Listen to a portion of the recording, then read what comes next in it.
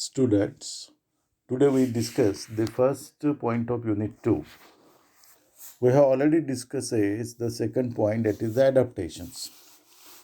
But this is somewhat complicated point, so that's why I discussing this point after the adaptations. So this topic is modern theories of evolution. So this is the new term evolution for you people. So what is this actually?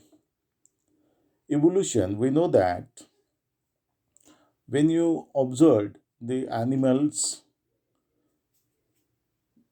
very long ago, you can see the differences in the structure of animal nowadays.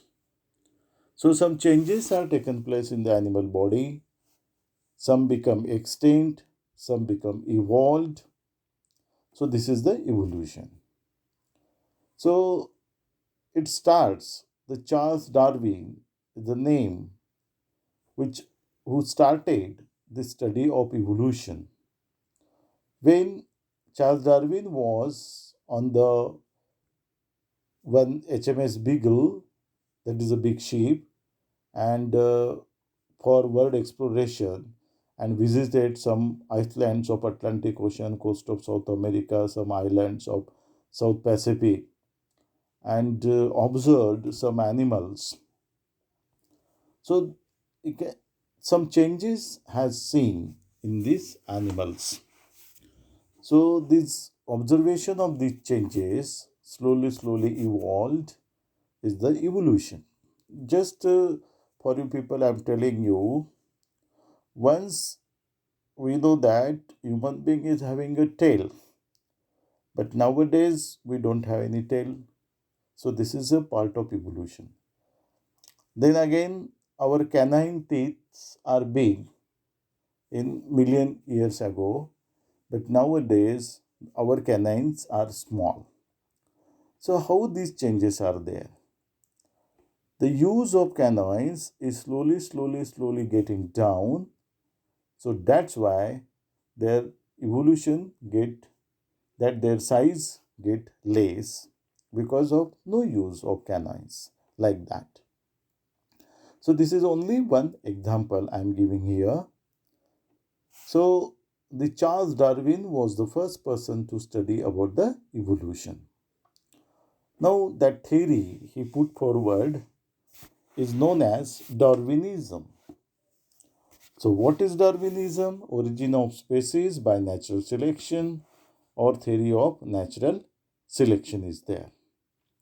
So the idea of natural selection is very simple, though its operation is highly complex and may be extremely stubborn. So Darwinism explains how evolution might have occurred in nature. So Darwinism is based on three facts of nature from which deductions have been made in the form of a theory. So just we will discuss these points one by one. The first point is that tendency to rapid increase in number or overproduction, also called as prodigality or fecundity. According to Darwin, the driving force is provided by tendency of all living beings to increase their numbers rapidly. Examples of it are fishes are noted for laying large number of eggs. See, in the first year I have explained you the lower animal produces more eggs, but higher animals produces less eggs. So what is this actually? Later on again I will discuss about this struggle of existence and limiting factor, but keep in mind. So there the lower animals have millions of eggs production. Why? Because only from millions few of them goes up to the final development, because they don't have inner machinery to develop their young ones. So the development is totally depend upon the environment, the water medium. But in case of higher animals, for example, we take mammal. The mammals having the one organ called as uterus where the complete development is taken place. So there is no problem of surrounding environment. So the survival chances are 100%. But where the billions of eggs are there, so we can't find millions of animals at the end. Only few. So rest of the eggs get die during the process because their development is totally depend upon the surrounding environment. So this is the tendency that to keep the race in the on earth or in the environment. So as per that they produce their number of eggs. Then limiting factors. So in fact we do not find our lakes choked solidly with fish, our fields carpeted with the toads, the earth overrun with elephants, and so on. So why? Because there are limiting factors who limits the number of animals on this earth. So because of each species, there are certain checks or limiting factors which oppose such an increase in number. For example, tigers eat most of the deers. If suppose tigers are not there, so now at this point or session or this in this point, we find only deers on the earth. Number of deers are there. But because of tigers, their number is limited. So this is one example. So the limiting factors are what? The food. So the food is the most important part which checks the limits or checks the number of animals. When the food is available, the animal will live. If suppose there is a scarcity of food, after some days the animal die. So the food is number one. Then predatory animal, just I have explained you. The predatory animal constitute another check on the population size.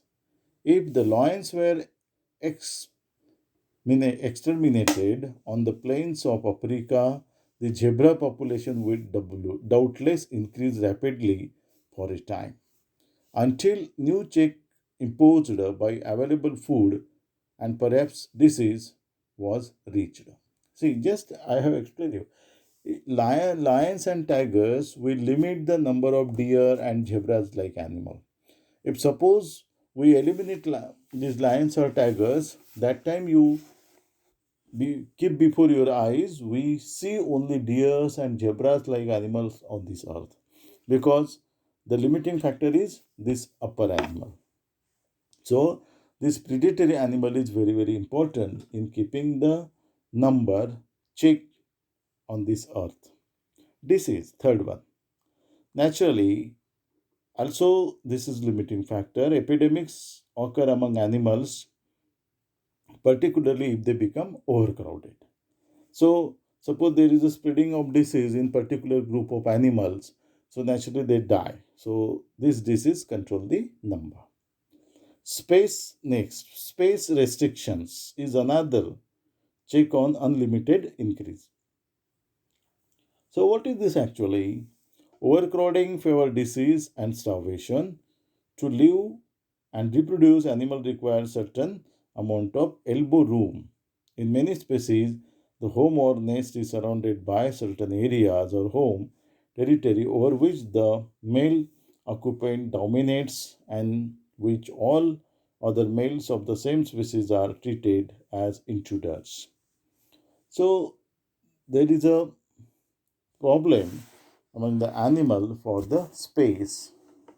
So this is also one of the point.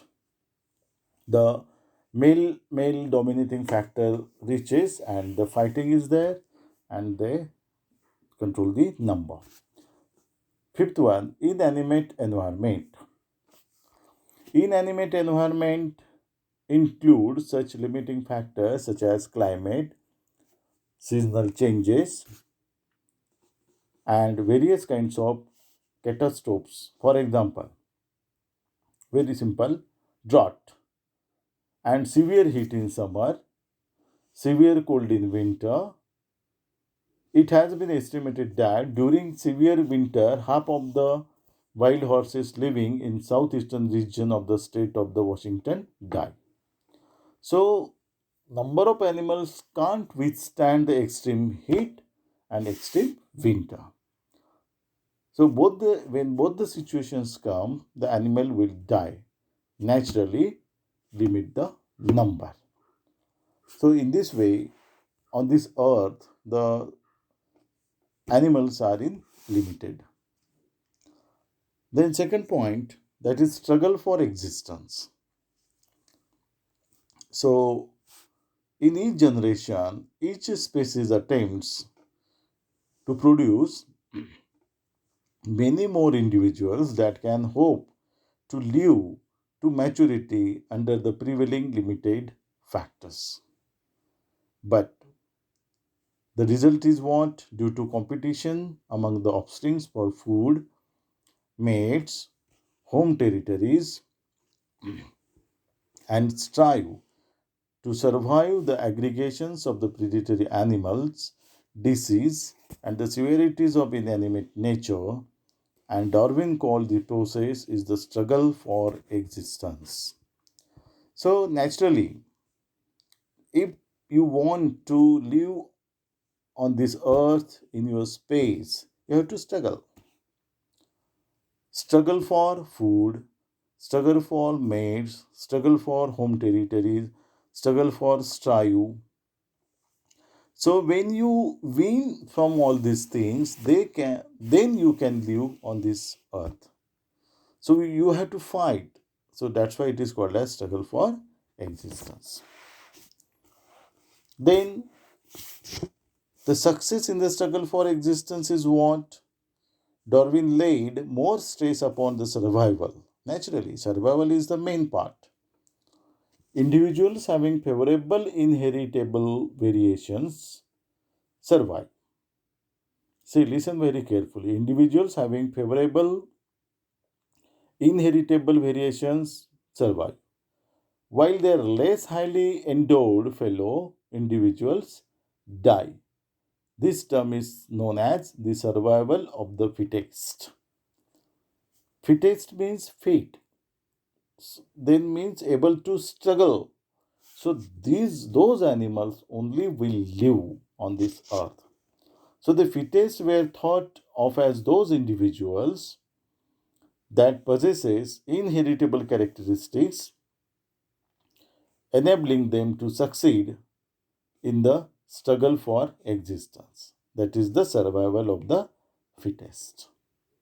So, the fittest then become the parent of the next generation, and those members inherit the favorable characteristics from their parents.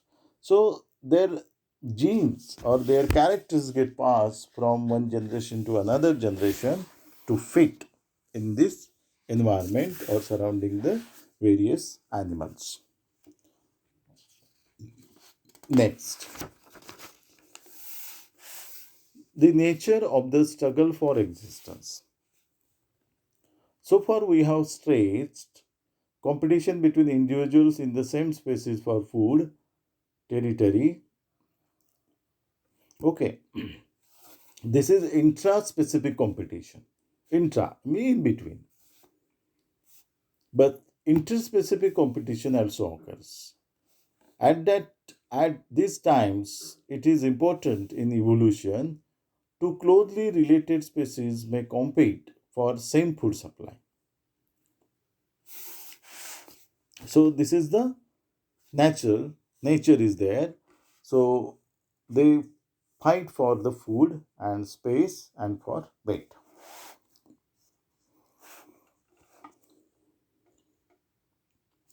So so you understand now some of the you have to read for 4 or 5 times.